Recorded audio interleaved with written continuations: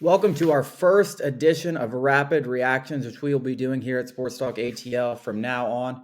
Basically, going through any huge breaking news. And boy, do we have some big breaking news today as Cam Reddish was traded from the Knicks or from the Hawks to the Knicks for a protected first round pick and Kevin Knox. Solomon Hill will also be going to the Knicks, who's injured and out for the season.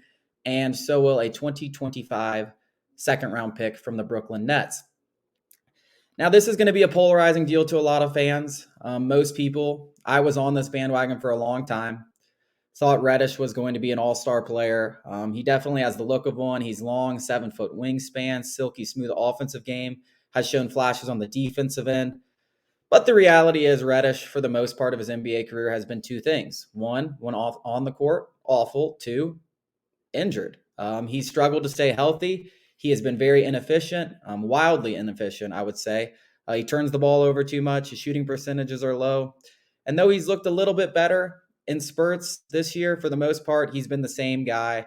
And the Hawks clearly gave up on him. It seems like they didn't have him in his future plans. He only has one more year on his contract. He was up for extension of this offseason. If the Hawks weren't going to do it, they wanted to get something for him. That's what they did. They get a protected first round pick.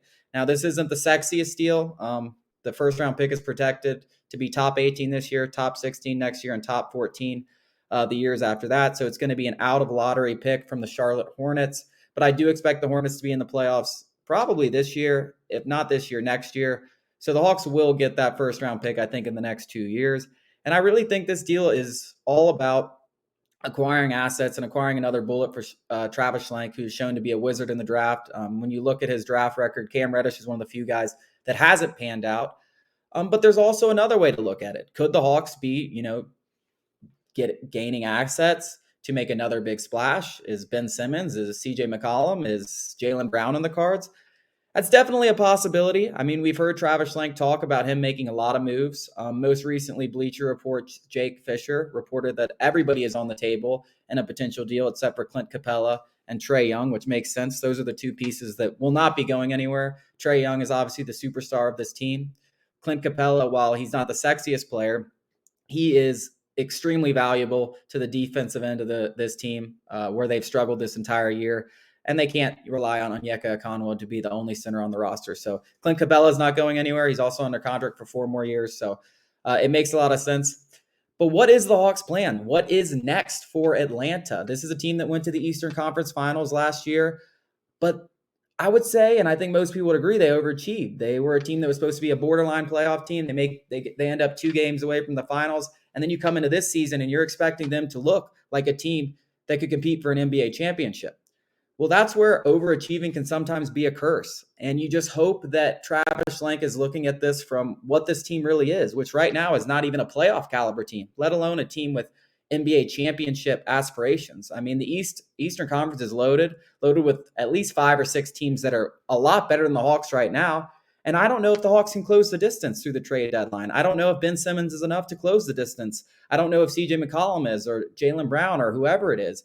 So I think the Hawks really have to look at this from a perspective of where they are now. They still have a ton of young pieces that are still in developmental stages of their career. DeAndre Hunter hasn't even scratched the surface. John Collins, you can say the same thing about him. Even Trae Young will probably be a lot better 3 years from now than he is today. So do you want to go all in and make this big splash, thinking that you're a championship contender? Or do you look at yourself and say, hey, maybe we are a couple years away. Let's stockpile some assets.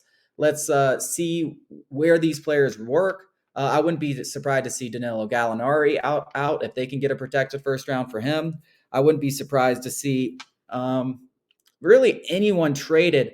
But I think for the most part, if the Hawks are going to try to get better this year, it's got to be through finding cheap veterans, finding hard-nosed guys that aren't going to break the bank, cost you all your young assets. I just don't think the Hawks are ready to make that big push all in like a lot of fans want. So I wouldn't expect that. I know Travis Schlenk's going to be busy. I'm sure he'll be calling the 76ers about Ben Simmons. He'll be calling the Celtics about Jaylen Brown. But I don't think anything's going to come through to fruition in that aspect. I think you're really going to have to look and try to find gritty defensive veterans, guys that can round out this roster from a defensive standpoint and add some veteran leadership. That's what the Hawks should be looking for. I think that's what's going to be most valuable for them. Guys like Marcus Smart. I know PJ Tucker won't be available, but he's a guy that, I think would help the Hawks a ton. So any guys that are available out like that, that's what I expect the Hawks to be searching for. If you're looking for a blockbuster trade, if you're looking for the Hawks to parlay this first round pick into a Ben Simmons, into someone great, I just think you shouldn't hold your breath. I don't see that happening. I don't think the Hawks have shown anything to show that they're championship contenders right now.